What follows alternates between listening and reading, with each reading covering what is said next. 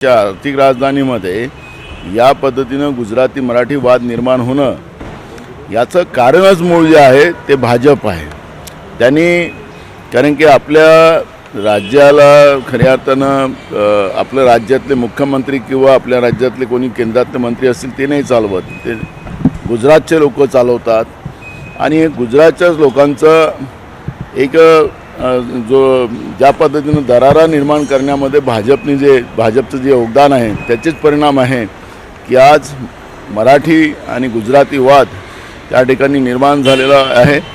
काँग्रेसच्या काळात असा कुठलाही वाद कधी झालेला नाही, पण भाजपने पेरलेलं हे विष आहे ते आज भाषाच्या वादावर महाराष्ट्रात आणि मुंबईमध्ये ते पेटते आहे। तो संजय राऊत यांच्या वारंवार वक्तव्यानं महाविकास आघाडीत कुठेतरी कटुता येतं असं मी वाटतं। काहीच बोलत नाही ना, मी सांगितलं त्यांना संजय राऊताबद्दल बोललो, आता त्याच्यावरची प्रतिक्रिया देण्याचं काही कारण नाही।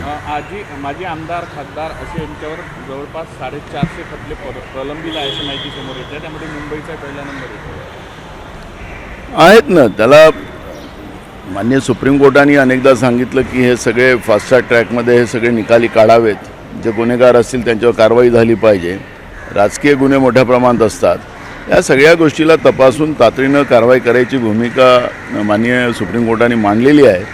त्या पद्धतीचे निकाल काढावे, ज्याच्यात जे मर्डर असतील, भ्रष्टाचारामध्ये अडलेले लोक असतील, काय असतील ज्याला 3 वर्षाची सजा होऊ शकते, अशा सगळ्यांनाच त्यामधून त्याला निलंबित करता येतं, त्याचं सदस्यत्व रद्द करता येतं।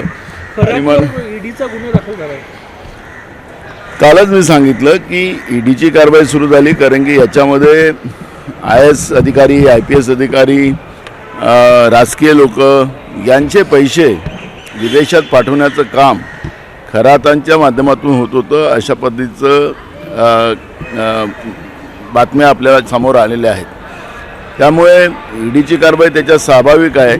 आणि मी सांगितलं की हे टार्गेट आहे, अशोक खरात जे आहेत याला हे टार्गेट आहे, बाकीचं त्याच्यामध्ये राजकीय एक मोठ्या खेळी होणार आहेत आणि ते तुम्हाला पुढच्या काळात पाहायला मिळेल।